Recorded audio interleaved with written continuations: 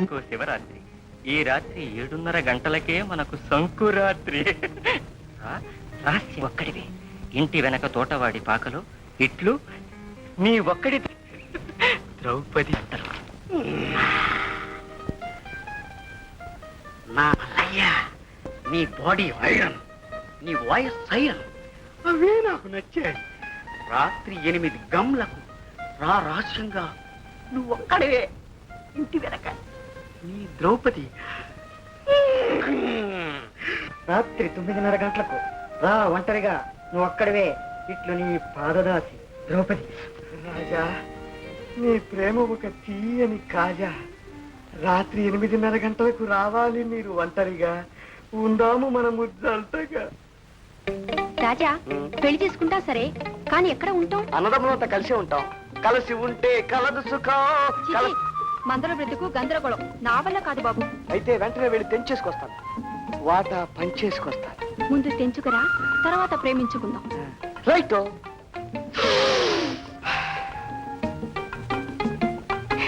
ద్రౌపది చలి మొగుడయ్యా. అమ్మ బాబోయ్, ద్రౌపది మరొక్కసారి పిలుస్తాను. మొగుడయ్యా, అరటి తోట కొనటానికి డబ్బులున్నాయా? అరటి తోట డబ్బులు. నీ తిండికే ఠికానా లేదు, పెళ్ళానికేం పెడతావు? పస్తులా? అయితే భాగం తీసుకురా, నీ పెళ్ళానైపోతాను. పెళ్ళాన్ని అయిపోతా? ఇప్పుడే బాగానే తీసుకొచ్చేస్తాను. గాడిదలు చీపు. అమ్మ బాబోయ్, ద్రౌపది పెళ్ళాడగానే అయిందా కన్నా? ఇవాళ పెళ్లి, రేపు పిల్ల, పిల్లకు పాల సీసా, ఇల్లు గడవటానికి పైసా. అవును, కైసా కైసా అని కళ్ళు తెరుస్తావే, ఇంతేనా? నీ వాటా తీసుకురా. నా వాటయ్యాగా, ఇప్పుడే తేల్చేస్తాను. తేల్చుకురా, ముంచేస్తాను నిన్ను ప్రేమలో. ప్రేమలో? ఒరే తమ్ముళ్ళు, మనిషి అయిన తరువాత ఆర్థిక స్వాతంత్ర్యం కావాలి, లేకపోతే జీవితం అంతా వృధాయే కదా. అంతేకాదు, రేపు మనకు వయసు అయిపోతుంది. ఎల్లుండి పిల్లలు పుడతారు. అప్పుడు మనకు పిల్లలు ఎలా పుడతారమ్మా? ఇన్నేళ్ళు వచ్చినా పిల్లలు ఎలా పుడతారు కూడా తెలియదు వీడికి. పెళ్లి చేసుకుంటాక. పెళ్లి చేసుకుంటే పిల్లలు పుడతారు. Silent silent. 1000 ఏళ్ళైనా వేరులు తప్పవని మన పెద్దలు అన్నారు కదా. తప్పదు. కానీ పంచుకోవడానికైనా మనకి ఏం మిగిలిందిరా? ఇల్లు ఒక్కటేగా. అయితే ఈ ఇల్లు అమ్మేసి ఎవరి వాట వాళ్ళే పంచుకోవాలి. కానీ నాదొక సందేహం, ఈ ఇల్లు కొనివాడు ఎవరు? ఉన్నాడు, మనకు కావలసిన వాడు. పెద్ద మనిషి, కడు విశ్వాసపు ఈ ఇల్లు కొనగలిగిన వాడు ఒకడే ఒకడున్నాడు. ఇది కామరాజు. కరెక్ట్ రా. రై, మనం ఈ ఇల్లు వెంటనే శ్రీ కామరాజు గారికి అమ్మేసి ఎవరి వాటా వాడు తీసుకుని, ఎవరి పెళ్లి వాడి చేసుకుని, ఎవరి పిల్లల్ని వాళ్లే కనుటకు నిశ్చయించడమైనది. ఇంటి దగ్గర కాపాడకుండా వెళ్తే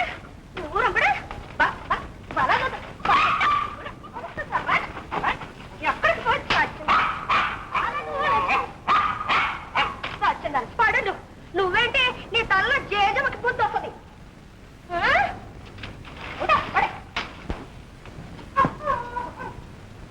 నువ్వు ఏడో సావు, నీకు సొక్క నీళ్ళు లేకుండా మార్చాల్సింది. నీ గతి ఎంత ఇయ్యాల్సికి. కూర్చో కూర్చో. అక్షరాలు దిద్దమంటే ఏమిటా కుక్కతో గొడవ? గొడవ ఏంటి కదా కాపలా కానీ దీన్నంటే ఇది ఇల్లు వదిలింటే ఊళ్ళో కుక్కలు పెడితే వస్తుంది. ఇంటి నీళ్ళు లేకుండా మాడబెడితే కానీ ఈ మొద అడగదని. దిద్దు దిద్దు ఏంటిగా అలా ఏడొస్తాయమ్మా.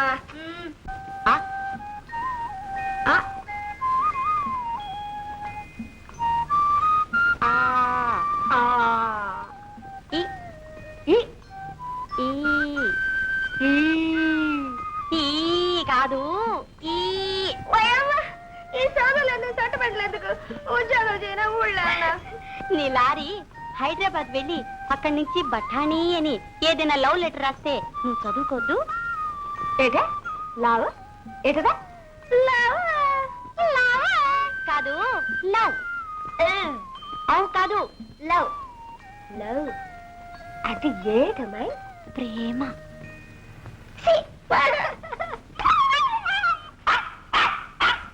ఇదిగో మరుగో మొత్తుకో, నీ గతి అంతే.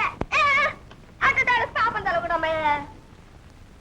సరిగానే మన మోహన్ బాబు నీకు అలా ఆవుతుని రాయడే నాకేం తెలుసు అంతేలే ఈ డబ్బు ఉండాలకి ఉండదు పాడు ఉండదు అబ్బో ఏంటండో బఠానీ గారు పెద్ద పెద్ద కోతలు కోసిస్తున్నారు. ఇదిగో లక్ష్మి, నీకు మంచి శుభవార్త తెచ్చారు.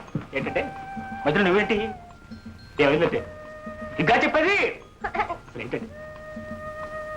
ఇందు మూలముగా తెలుపడమేమనగా మోహన్ బాబు 3 రోజులు వస్తున్నాడు అని ఉత్తరం వచ్చింది. గౌరీ నాకేదో భయంగా ఉంది ఎందుకో భయం ఎందుకమ్మా? ఈ సిచ్యువేషన్ నేను పెళ్లి చేసుకోండి భయం వేస్తుందా? నిజమైన ప్రేమకు ఆస్తులు అంతస్తులు అడ్డురావమ్మా. ఏం గౌరీ, ఎలా ఉంది మన ఇది? నచ్చినదా?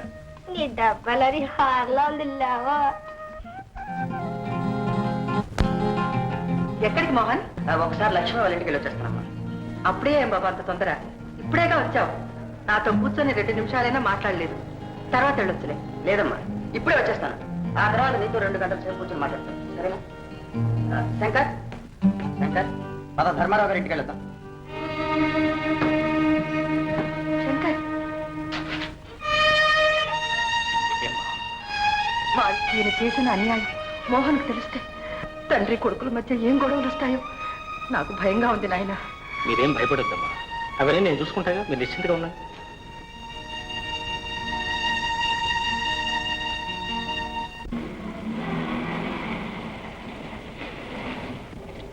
శంకర్, మావయ్య గారి ఇంటికి తీసుకొస్తాను, ఇక్కడ తీసుకొచ్చావేంటి? అరే నీతో చెప్పడం మర్చిపోయినా, మీ మామయ్య గారికి పాతలు చాలకపోతే ఇక్కడ కొత్త బంగ్లా అద్దెకి తీసుకున్నాం. పెద్ద బంగ్లా. బంగళాలా? ఆహా. ఇక్కడ బంగళాలు ఎక్కడున్నాయి? భలేవాడు, ఇవన్నీ బంగ్లాలు కదా, మోడర్న్ ఫ్లాట్స్.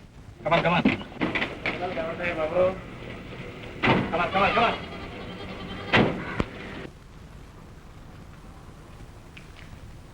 లక్ష్మి, లక్ష్మి, మావయ్య. ఓ మోహన్, రా నాయనా, ఎప్పుడు వచ్చావు? కులాసాగా ఉన్నావా? నా సంగతికి వెళ్ళి మావయ్య, ఈ ఇల్లు ఏమిటి, మీరు ఎక్కడ ఉండడం ఏంటి? రావడానికి కారణం ఏమిటి అని అడుగుతుంటే ఏమిటేమిటో చెప్తారు ఏమిటండి? అసలు ఏం జరిగింది? జరిగింది ఏదో జరిగిపోయింది బాబు, ఇప్పుడు అవన్నీ ఎందుకు? లక్ష్మి, నువ్వేనా చెప్పు, అసలు ఏం జరిగింది? మీరు ఇచ్చేనా చెప్పు. చెప్పడానికే ఉంది బాబు, మీ నాన్న శంకర్. సరే, మీరెవరు చెప్పనక్కర్లేదు, నేను తిన్నగా వెళ్ళి మా ఫాదర్ని అడుగుతాను.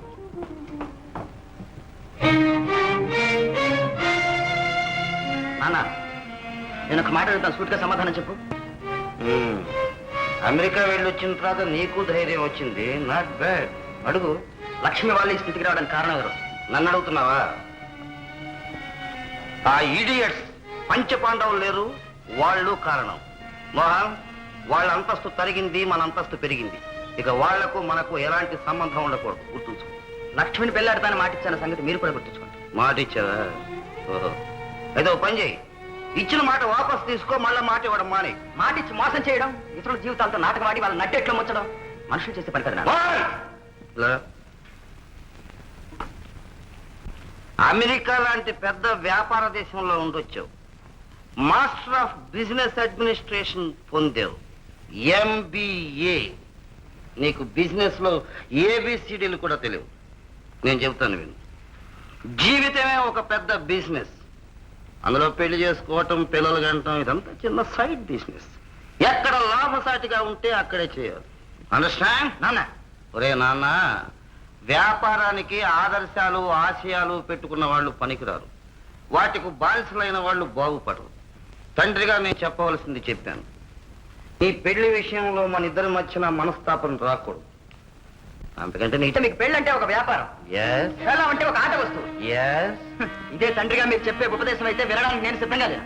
మీ దృష్టిలో జీవితం అంటే వ్యాపారం, డబ్బు. కానీ నా దృష్టిలో జీవితం అంటే మనిషి, మాట.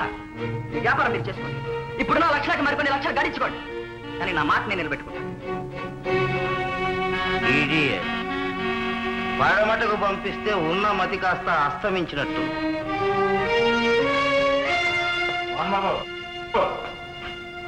ఎక్కడికి రొసరొసలాడుతూ వెళ్తున్నావు? ధైర్యం సార్, లక్ష్మి అన్నారు, ధైర్యంగా ఉండాలి. అందుకేగా ఇంట్లోంచి వచ్చేసాను. సరే పిచ్చాడా, నువ్వు ఇంట్లోంచి వచ్చేస్తే మాత్రం మీ నాన్నగారి మతి మారిపోతుందా? నేను మాట చెప్తాను ఉంటావా? చెప్పు శంకర్. అసలు మీ నాన్నగారు ఎలాంటి వాడు నీకు తెలుసా? హైదరాబాద్ విజయవాడ ట్రంక్ రోడ్డు మీద నడిపేటటువంటి పొగరమూత లారీ డ్రైవర్ లాంటి వాడు. మనం వెనక నుంచి హార్న్ కొడుతూ సైడ్ ఇవ్వు బాబు అని ఎంత మొత్తుకున్నా చస్తే సైడ్ ఇవ్వడు. అదే మనం జబర్దస్తిగా ఓవర్టేక్ చేసామనుకో, నోరు మూసుకుని సైడ్ ఇస్తాడు. అలాగే నువ్వు కూడా మీ నాన్నగారిని ఓవర్టేక్ చేయాలి. చూసా ఆయనతో అదంతా ఎలా కుదురుతుంది? అది సరేనయ్యా, వచ్చే ఆదివారం రాత్రి 8:20 మన ఇంట్లో ఒక స్వయంవరం పార్టీ ఉంది, నీకు తెలుసా? స్వయంవరం పార్టీయా? అదేం పార్టీ? అదే ఈ ఊళ్ళో డబ్బున్న వాళ్ళంతా ఆ పార్టీకి వస్తారు.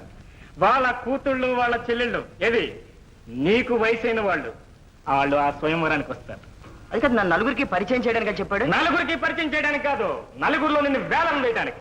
నువ్వు అమెరికా వెళ్ళి ఎంబీఏ వెలబెట్టొచ్చావు కదా, అందుకని ఈ ఊళ్ళో ఎవరైతే నీకు ఎక్కువ డబ్బిస్తాడో వాడి కూతురు నీకు ఇచ్చి సర్వమంగళ నామా. అలాగే అది మనకు కూడా మంచి సమయమే. ఆ 10 మంది పెద్దల సమక్షంలోనే మీ నాన్న నువ్వు ఓవర్టేక్ చేయాలి, ఆయనకి హైడ్రాలిక్ బ్రేక్ వేయాలి.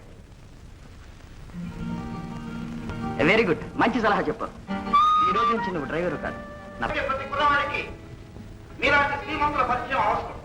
వీడు చిన్నప్పుడు ఇంటింతలు ఎత్తకుండా బడికి పోతూ వస్తుంటే ఈ ప్రహ్లాదుడు ఏం బాగుపడతాడు అనుకునేవాడు. కానీ పెద్దలంతా వాడు గ్యారంటీగా పైకి వస్తాడని చెప్పేవాళ్ళు. అయినా ఈ అభ్యంతరం మీద నాకుండే అనుమానం ఉండేది. ఏదో మీ అందరి ఆశీస్సులు ఫలించాయి.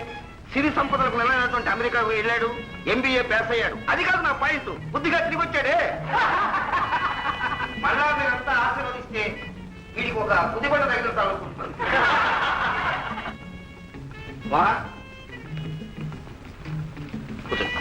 మీరు రంగమన్నారు గారు, లక్షాధికారి, ఐరన్ ఓర్ వ్యాపారం. వాళ్ళ అమ్మాయి ఇనపసరు, దాని పేరు కనకం. వీరు ఉప్పు శేషగిరిరావు గారు, జీవితం అట్టడు నుంచి పైకి వచ్చారు. ఎన్నో లక్షలు సంపాదించారు. కానీ ఎన్ని లక్షలు మనం అడగకూడదు, ఎందుకంటే సిబిఐ వాళ్ళు తిరుగుతూ ఉంటారు. వాళ్ళ అమ్మాయి మిస్ భాగ్యరేఖ, చదువు లేకపోతే మాత్రమే. వీరు లాయర్ శ్రీనివాసరావు గారు, అబద్ధాన్ని నిజంగాను నిజాన్ని అబద్ధంగాను నిరూపించగల సమర్థులు. వాళ్ళ అమ్మాయి కాస్త కురిపోయిన లక్ష్మీ కటాక్షం సరస్వతి కటాక్షం 2 ఉన్నాయి. పేరు కోకీల ఎంఏ. వీరు పామర్తి వాసుదేవరావు గారు, 3 దఫాలు వరుసగా ఎమ్మెల్యేగా వచ్చారు. వారు ఎంత సంపాదించారో మనం అడగకూడదు, వారు చెప్పకూడదు. వాళ్ళ అమ్మాయి. నేను ఇంత ఉపన్యాసం చెబుతుంటే వీడు దుగ్గు చూస్తాడేంటది? ఎందుకు అది చూస్తా?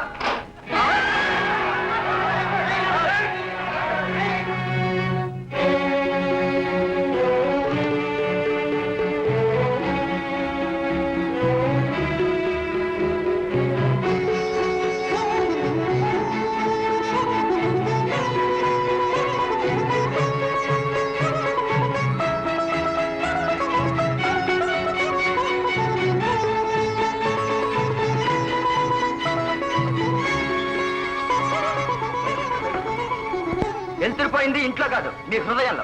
ఈ ఇంట్లో ప్రేమ జ్యోతి వెలుగుతున్న మా అయ్యగారి కంటికి కనపడదు. శంకర్, ఇది సత్యజ్యోతి. ఇది ప్రేమ జ్యోతి. ఏమిటో మీ గొడవ? మా నాన్నగారికి ప్రేమ అంటే ఏమిటో తెలిసినేమో అడగండి. అంత కొడుకుతో ఒక్క రోజైనా ఆప్యాయంగా మాట్లాడారేమో అడగండి. శంకర్, ఏంటిదంతా? నాగేశ్వరం మీద అవమానం చేస్తున్నారు. అవమానం చేయడం కాదు, చీకట్లో ఉన్న మిమ్మల్ని వెలుగులోకి తీసుకురావాలని ప్రయత్నం చేస్తున్నాం. మీలో ఒక ప్రేమ జ్యోతిని ప్రకాశింపజేసి ఆ జ్యోతితో వేలాది జ్యోతులను వెలిగించి ఈ హృదయాన్ని ఒక అమరజ్యోతిగా ప్రకాశం మా కోరిక. అసతో మా సద్గమయా తమతో మా జ్యోతిర్గమయా తమతో మా జ్యోతిర్గమయా తమతో మా జ్యోతిర్గమయా.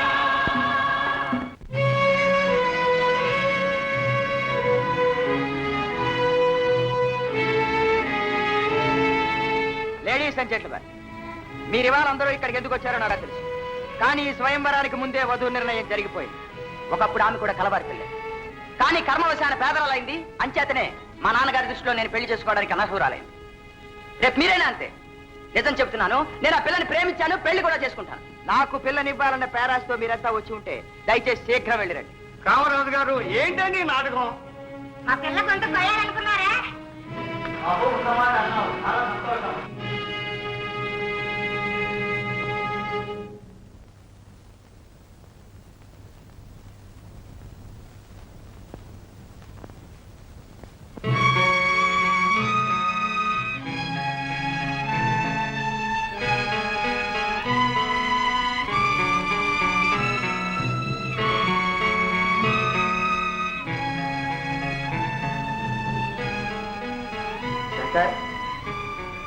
ఇన్ని దీపాల్లో కనీసం ఒక్క దీపైనా నాన్నగారి హృదయాన్ని వెలిగించాలి.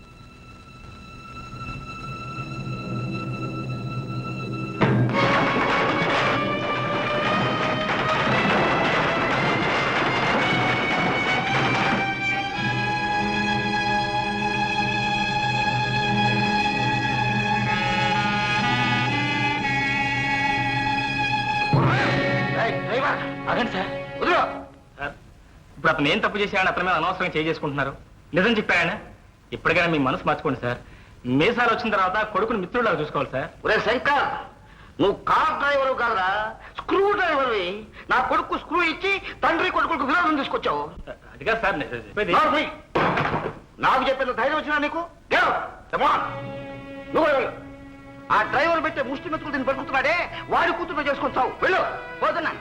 నీలాంటి వాడి తండ్రి అని చెప్పుకుని బ్రతకడం కంటే చావమే నయం. బాబు మోహన్, మోహన్! నడవలే. ఏమండి ఏమండి, మోహన్ వెళ్ళిపోతున్నాడు. వాడిని పిలవండి. నా బిడ్డ నాకు దూరం చేయకండి. మీ కాళ్ళు పట్టుకుంటాను. నువ్వు నాతో పాటు రా.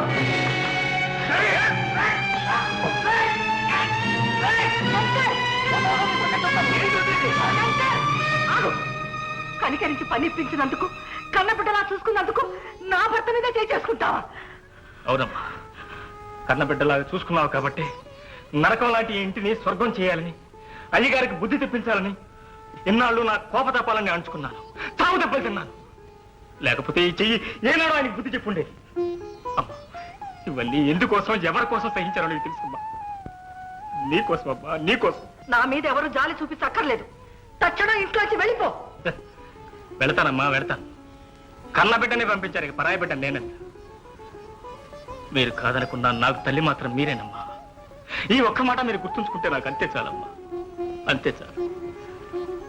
సార్, నేనే గనక మోహన్ అయితే మీ కథ వేరుగా ఉండేది. ఏ మహాలక్ష్మి అయితే ఇన్నాళ్ళు మీ ప్రాణాలు కాపాడిందో, ఇప్పుడు ఆ మహాలక్ష్మి మీరు కాల్తో తన్నారు. మళ్ళీ ఆ లక్ష్మి మిమ్మల్ని కాపాడింది. లేకపోతే